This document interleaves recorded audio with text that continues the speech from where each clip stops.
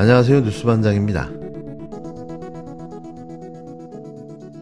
윤석열 대통령의 20%대 지지율. 계속해 이어지는 여론조사에서 20%대 지지율을 이어가고 있는데요. 이런 윤 대통령의 지지율에 대해 여론조사 전문가들은 입을 모아 박근혜 탄핵 직전과 비슷한 양상을 띠고 있으며 이는 흡사 뚝이 무너지기 직전의 상황이라고 분석했습니다. 25일 MBC 라디오 권순표의 뉴스 하이킥에 출연한 리얼미터 이택수 대표와 오피니언즈 윤희웅 대표는 현재의 여론 상황을 분석하며 이렇게 말했는데요. 그렇죠. 이제 집토끼라고 할 수 있는 대구 경북 지지층이 지지를 철회하고 있다라는 얘기는 마치 이제 박근혜 대통령 시절에 탄핵 직전에 사실 한 30%대는 유지하고 있다가 10%대로 떨어진 건 바로 한 2주 만에 급전직했거든요. 그때도 이제 바로 대구 영북이라든지 부산 경남 집토끼층이 이탈하면서 박근혜 대통령이 탄핵까지 가게 된 건데 지금 이제 윤석열 대통령의 국정수행 평가가 좀 비슷한 수준으로 지금 떨어지는 곡선을 보이고 있는데 그때보다는 완만하지만 지금 10%의 목전에 지금 처해 있다라는 것이 가장 큰 갤럽 조사는 20%, 20.0%니까요. 그러니까 갤럽이 이제 다른 조사 기관보다는 항상 대통령 지지도 낮습니다. 왜냐하면 긍정 평가, 부정 평가 사이에 어느 쪽도 아니다라는 척도가 있기 때문에 대통령 레임덕 시기에는 빠르게 지지율 하락을 선도하는 그런 지표를 보이고 있는데 갤럽이 이제 2016년 박근혜 대통령 탄핵 직전에 2016년 10월이었습니다. 그때 한 25% 지지를 유지하다 갑자기 17% 한번 찍고 바로 5%로 떨어졌어요. 그리고 나서 탄핵이 됐던 건데 지금 리얼미터 같은 경우는 이제 당시에 20% 후반 보이다가 19%로 갔다가 이제 마지막에 9%대로 떨어진 거였거든요. 지금 이제 마치 그런 상황이 명태균 씨 관련된 보도부터 시작해서 계속 이제 살라미식으로 이제 나오고 있기 때문에 지지율이 많이 떨어지고 그 지표가 바로 대구 영북에서 이제 크게 이제 나타나고 있기 때문에 우려할 수밖에 없는 상황이라는 것입니다. 그러니까 이택수 대표님 말씀에 따르면 지금 대단히 위험한 상황이다. 그렇습니다. 뚝이 무너지기 직전 같은 느낌. 뚝이 무너지기 직전이다. 6주 내내 역대 최저 수치인 20%대 국정 지지율을 이어가고 있는 윤석열 정부. 과연 이대로 정권 유지가 가능할까요? 위기감을 느낀 건지 불안감을 느낀 건지 아무런 반응조차 보이지 않던 대통령실이 이례적으로 이번에는 부족한 부분을 채워나가겠다고 발표했습니다. 급한 불을 먼저 꺼보겠다는 의도인데요. 이런 입장 발표는 두 가지 의미로 해석됩니다. 첫 번째는 김건희 씨 문제가 부정평가 1위였다는 것. 그리고 두 번째는 전통 지지층인 대구 경북 지역에서의 지지율이 처음으로 20%대로 떨어진 걸 대통령실이 심각하게 바라보고 있다는 건데요. 이제서야 상황 판단을 하기 시작한 거죠. 뚝이 무너지기 직전 같다는 여론조사 전문가들의 분석까지 나오고 있는 상황. TK 지역에서의 지지율 하락은 윤석열 대통령과 보수층의 디커플링, 그러니까 분리분화가 시작됐다라고 볼 수 있는데요. 보수층마저 등을 돌리게 되면 지지율 20%도 무너질 수 있고 그렇게 되면 국정동력 자체를 유지하기 어렵습니다. 대구 경북뿐만 아니라 연령대에서도 60대 70세 이상에서도 부정평가가 높은 상황입니다. 그리고 보수 성향층에서도 긍정평가보다는 부정평가가 높은 것이니까. 그리고 딱 하나 남은 것이 여당 지지층인데요. 여당 지지층에서 잘한다라고 하는 긍정평가가 한국갤럽 조사에서 48%, 잘 못한다는 40%니까 같은 40%대입니다. 그러니까 지금 약간 받쳐주는 지지 기반이 지금은 사실은 없는 상황이라고. 윤석열 대통령의 평가는 한국갤럽은 잘한다, 잘 못한다 이제 두 가지만 제시하지만 다른 여론조사 기관들에서는 잘한다, 매우 잘한다, 매우 잘한다, 대체로 잘한다, 뭐 대체로 못한다, 매우 못한다가 있는데 매우 못한다의 비율이 매우 높아요. 그것도 위험 징조죠. 그거는 굉장히. 비토 정사가 상당히 높게 형성돼 있다는 것이거든요. 그러니까 그러면 이렇게 국면을 전환해서 반전을 이제 가져올 수가 있을 텐데 이렇게 매우 못한다라고 하는 강도가 높게 되면 어떤 것을 매듭을 짓고 국면을 전환하더라도 반전되는 효과가 상당히 제약될 수밖에 없는 점이 있기 때문에 속도도 느리고요. 반전에. 예, 맞습니다. 그래서 전반적인 이제 지금 국정 운영을 좀 안정적으로 하기 위해서는 전반적인 좀 점검이 필요한 때가 아닌가 생각됩니다. 그런데 현실은 전혀 다른 방향으로 전개 중인데요.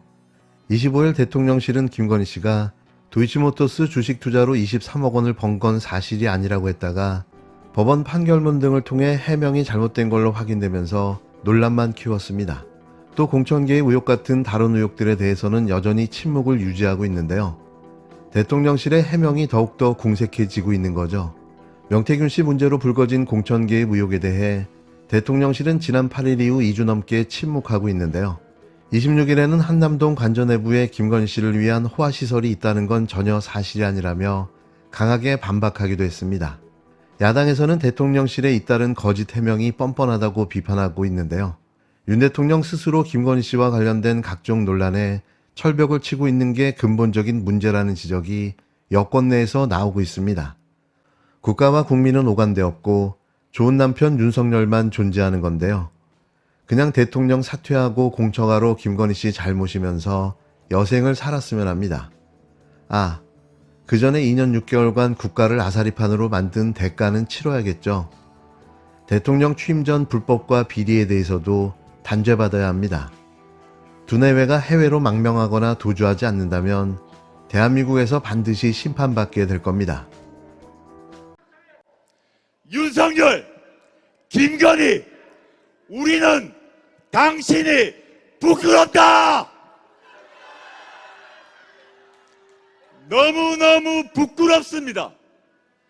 대한민국 역사에서 이렇게 부끄러운 대통령, 이렇게 부끄러운 대통령 배우자가 있었습니까? 우리 국민은 더 나은 대통령, 품위 있는 대통령, 교양 있는 대통령, 무당에게 의존하지 않는 대통령을 가질 당당한 자격이 있습니다. 26일 조국혁신당이 윤석열 대통령 탄핵 구호를 내건 도심 집회를 처음 열고 본격 장외 여론전에 돌입했습니다. 제1야당인 더불어민주당도 다음 주 11월 2일 김건희 규탄 대회를 열기로 했는데요. 윤 대통령 핵심 지지층인 대구 경북 지역에서조차 지지율이 추락하자 대여 공세 수위를 한껏 높이고 있는 겁니다. 같은 날 한동훈 국힘당 대표도 여권 내 변화와 쇄신을 촉구했는데요. 온 나라와 정치권이 윤석열 탄핵으로 점점 물들어가는 분위기입니다. 조국혁신당이 대검찰청에 있는 서울 서초동에서 처음으로 탄핵 집회를 열었습니다. 주최 측 추산 3,000명이 모였고 조국 대표를 포함한 소속 국회의원 12명 전원이 참석해 윤석열 대통령 탄핵 구호를 외쳤는데요. 조 대표는 관저불법 증축, 이태원 참사, 의료공백 사태, 친일 인사 논란 등을 차례로 거론한 뒤 최근 불거진 명태균 씨 녹취와 김건희 씨 공천 개입 의혹으로 국민 인내심이 바닥났다고 목소리를 높였습니다. 특히 김건희 씨 문제를 집중 공격했는데요. 대통령 지지층 내에서도 부정 여론이 강한 김건희 씨 문제를 고리로 본격적인 탄핵 여론전에 나선 겁니다. 실제로 하루 전 발표된 여론조사에서 대구 경북 지역의 윤 대통령 지지율은 26%로 일주일 만에 5%포인트 급락했는데요. 60, 70대에서도 하락세를 보이는 등 핵심 지지층마저 이반되는 양상입니다. 대통령 탄핵에 소극적이었던 제1야당 더불어민주당도 다음 주 주말 검찰에 잇단 김건희 씨 불기소에 항의하는 대규모 집회에 나서는데요. 정권의 아킬레스건인 김건희 특검법 추진 동력과 대통령 탄핵에 시동을 걸겠다는 겁니다. 박근혜 탄핵 직전과 비슷한 양상이다. 흡사 뚝이 무너지기 직전의 상황이다. 과연 이런 징후들은 무엇을 말해주고 있는 걸까요? 헌정사상 대한민국에서 두 번째로 탄핵되는 대통령이 또 나올 듯 싶습니다. 윤석열 정권이 출범한 지 2년 5개월이 지났습니다. 윤석열 김건희 일당의 폭정과 무능으로 국민 모두가 정을망한 시간이었습니다. 이들은 대한민국의 근본을 무너뜨리고 있습니다. 헌정 질서를 흩뜨리고 있습니다. 윤석열 정권의 첫 행보는 대통령 집무실과 관저 이전이었습니다. 멀쩡한 청와대를 놔두고 1조 원이 넘는 세금을 썼습니다. 국가 안보는 안중에도 없었습니다. 코바나 컨텐츠를 후원한 21g은 불법 증축을 일삼았습니다. 관저에는 드레스룸과 사우나가 설치되었습니다. 국민 여러분께 묻겠습니다. 도대체 누구를 위한 혈세 낭비입니까? 이는 약과였습니다. 정부 출범 후 6개월도 안 돼서 서울 이태원에서 159명이 숨지는 비극이 발생했습니다. 그러나 윤석열 정권에서 책임지는 사람은 아무도 없었습니다. 반면에 이익 챙기기에는 그 누구보다 밝았습니다. 나라 곳곳의 요직을 보십시오. 검찰 출신이거나 친일 뉴라이트입니다. 윤석열 대통령의 선후배거나 김건희 씨의 머슴들입니다. 공직을 마치 전리품, 아니 약탈품처럼 나눠 먹습니다. 의료개혁을 명분으로 한 난폭한 정책 추진으로 응급실이 붕괴되었습니다. 이권 카르텔 운운하는 대통령 한마디에 연구개발 예산은 전면 삭감되었습니다.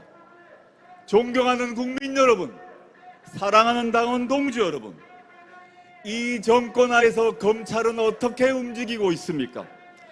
명품백 수수에 이어 도이치모터스 주가 조작건에 관해 김건희 씨 범죄 혐의에 모조리 무혐의 결정을 했습니다.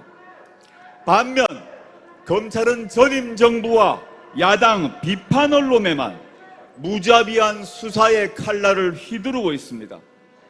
법과 원칙에 따른 수사라고요? 가소롭습니다. 우리가 오늘 왜 이 검찰청 옆에서 이런 시위를 벌이는 것입니까? 가까이 있는 검찰청을 향해 한마디 하고 싶습니다. 검찰은 창피한 줄 알아라! 검찰은 수사권을 가질 자격이 없다! 존경하는 국민 여러분, 사랑하는 당원 동지 여러분, 대한민국이 성취한 민주주의와 법치주의가 흔들리고 있습니다. 스웨덴의 대학의 연구소는 한국을 독재화가 진행되고 있는 나라라고 규정했습니다. 독재화가 진행되고 있다는 것입니다. 여기 계신 당원 동지 여러분, 그리고 국민께 여쭙겠습니다. 도대체 그 독재자의 이름은 누구입니까?